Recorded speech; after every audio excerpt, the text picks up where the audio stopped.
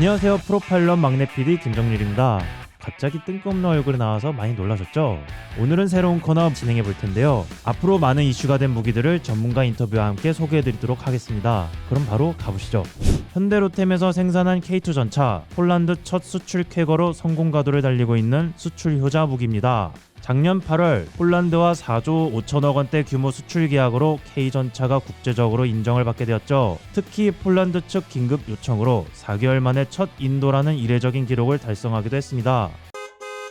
하지만 폴란드 수출 성공과는 반대로 노르웨이 수출은 실패했다는 소식 들으셨을 텐데요. 노르웨이는 최종적으로 독일 레오파르트 2A7의 손을 들어줬다고 하죠. 하지만 우리나라 국방부는 이 같은 결과에 오히려 긍정적인 해석을 내놨는데요. 최고 수준의 기술력을 가진 독일 전차와 경쟁해 동등 이상임을 증명했다는 것만으로 수출 전망은 더 좋아질 것으로 판단했습니다. 세계 최고 수준인 K2 기술력 과연 어느 정도일까요? 그리고 K2가 노르웨이 진출에 실패한 이유 함께 분석해 보겠습니다. 노후된 M48 전차를 대체하고 지상군 작전 수행 능력 강화를 위해 개발된 K2 전차는 현재 3차 양산이 진행 중인데요. 북한이 보유하고 있는 대다수 전차를 파괴할 수 있을 만큼 강한 화력을 자랑하는 120mm 활강포와 더불어 자동 장전 장치를 채택, 탄약수 없이 단 3명의 승무원으로 임무 수행이 가능하죠. 기동간 6초 이내 재사격까지 가능한 강점도 있습니다. 또 가장 주목할 점은 기존의 유기압 현수 장치보다 성능이 향상된 암 내장형 현수 장치를 장착해 더 효과적으로 충격 흡수가 가능한데요. 전 기동륜의 ISU를 적용해 전후 좌우 다양한 사격 각도를 확보할 수 있는 자세 제어 능력을 보유하고 있죠.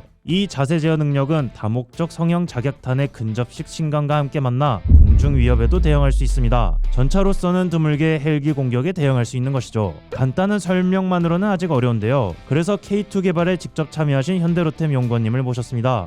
예, 안녕하십니까. 기기시스템팀 이계승 팀장입니다. 예, 반갑습니다. K2 전차에 탑재된 현수 장치는 K1 전차와 다른 장치라고 하던데 차이점은 뭔가요? K1 전차의 현수장치는 유기압 현수장치라고 합니다. 중앙 부위는 토션바고 전방 후방 부위는 유기압 현수장치로 구성되어 있고요. 두 가지가 혼재돼서 사용하고 있는 소위 하이브리드 방식의 현수장치가 채택이 되어 있습니다. K1 전차에 장착된 유기압 현수장치는 가스와 유체로 구성된 것은 동일하나 초기에 개발된 것이기 때문에 스프링력과 감쇄력을 발생하는 구성품이 차체 내부로 고정되어 있습니다. 그 외측으로 연결된 암에 로드 휠이 장착되어서 차체가 기동할 때 지지를 하고 회전하는 구조로 되어 있습니다. 반면에 최신혜로 개발된 K2 전차에는 유기압 현수장치이긴 하지만 특별히 형상이 보다 심플하게 디자인된 암 내장형 현수장치로서 ISU라고 불리웁니다. 스프링력과 감쇄력을 발생하는 구성품이 암과 일체형으로 구성되어 있기 때문에 이렇게 불리웁니다.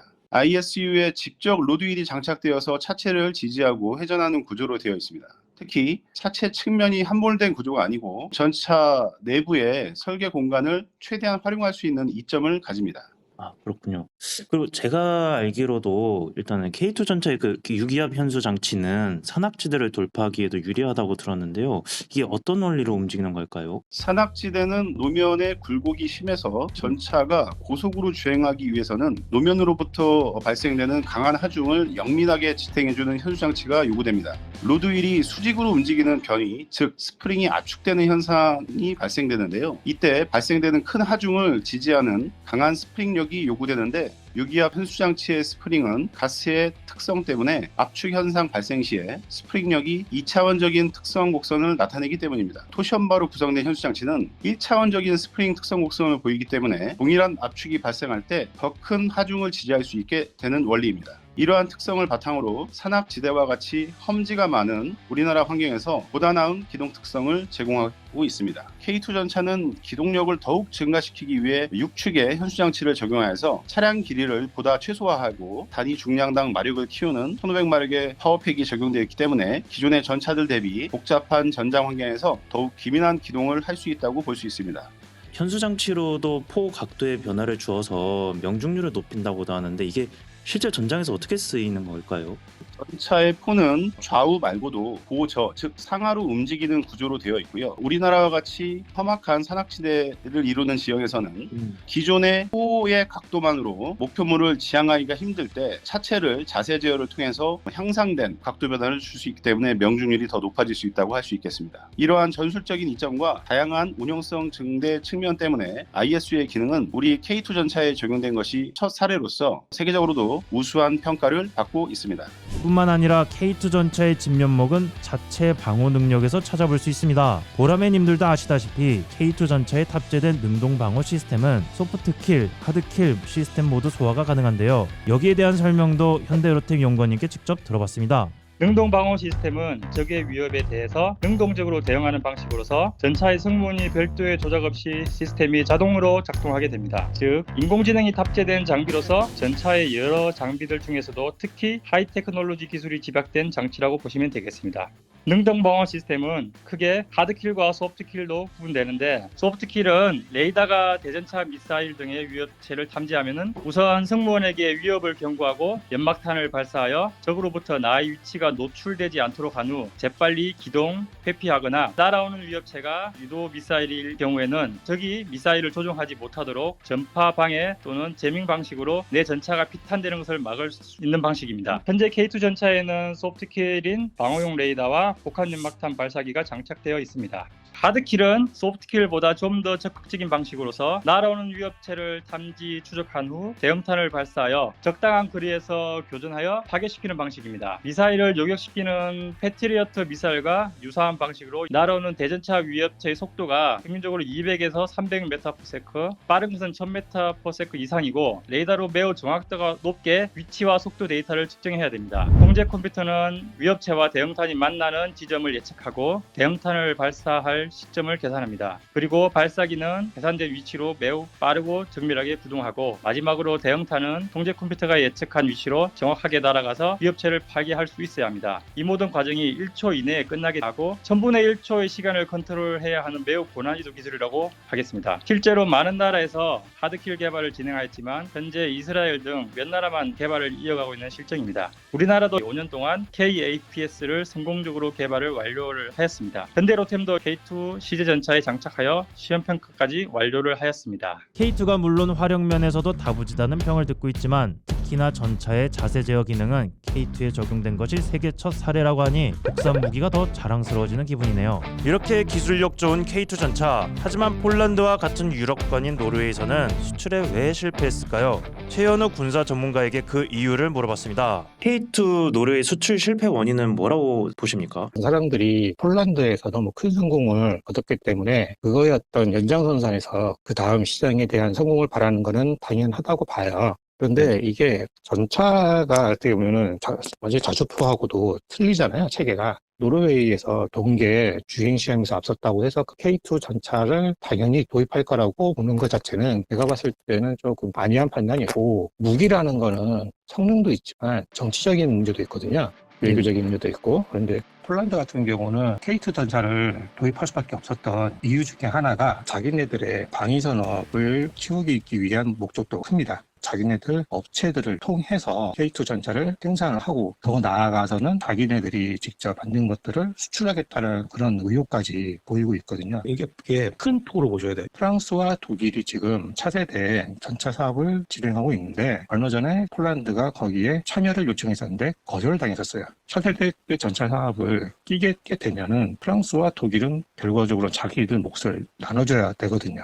그러다 보니 이제 2035년 정도면 차세대 전차가 등장을 하는데, 그때까지는 폴란드가 자기네들 방위 산업을 유지할 수 있는 그런 방법이 없는 거예요. 왜냐면 그 당시는 이제 전쟁 터지기 전이잖아요. 한마디로 국방비가 바닥을 치고 있을 때란 말이에요. 그러면 전차 양도 그렇게 안 많잖아요. 예. 그런데 전쟁 터졌죠. 그러다 보니 우크라이나를 먹기 위한 바로 자기네가 친러 국가랑 국경을 맞대게 돼요. 그래 버리면 자기네 입장에서는 언제 어떻게 어떤 일이 벌어질지 모르는 거예요. 이번에 우크라이나 전쟁이 터지면서 한마디로 좀 더 이제 급해진 거죠. 그래서 많은 전차들을 빨리 도입할 수 있는 곳이 어딘가 해서 결정한 것이 K2 전차였고, 어떻게 보면 우리나라의 K2 전차는 폴란드가 원하는 국방적인 어떤 요소 그리고 산업적인 요소를 모두 충족을 했었어요. 여기에 비해서 노르웨이 같은 경우에는 어떤 접근 방법 자체가 폴란드와는 차이가 있어요.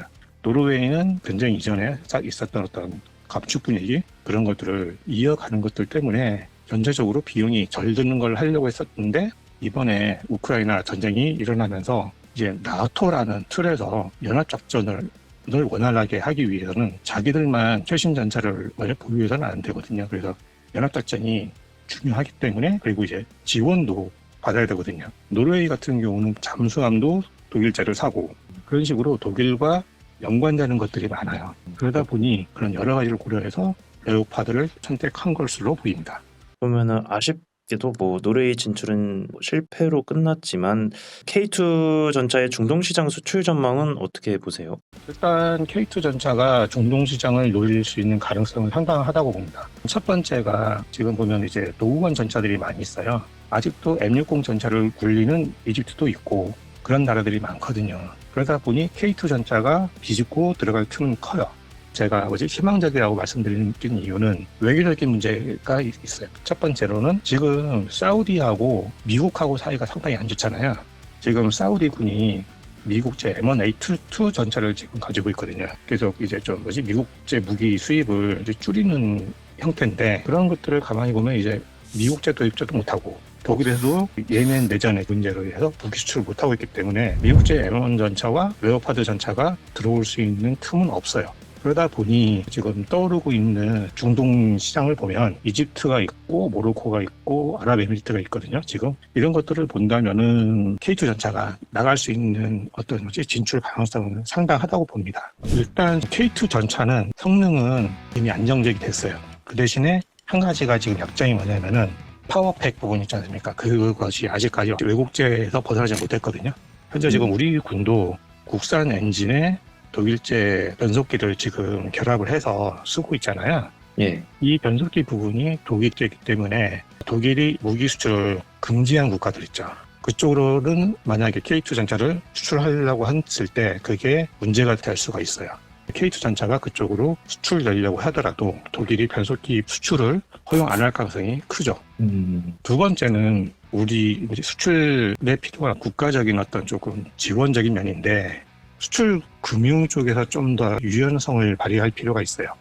미국이 이제 해외에 무기를 직접 파는 것도 있지만 해외에 군사 원조를 해주는 게 있어요. FMF라 그러는데 그거의 제1 수혜국이 이스라엘이고 그 다음이 이집트예요. 그래서 그걸 어떻게 하느냐, 그 돈을 해당 국에 원조로 주면은 그 돈으로 미국제 무기를 사는 거예요. 이집트 같은 경우는 그걸로 현지에서 M1 전차를 조립 생산하거든요.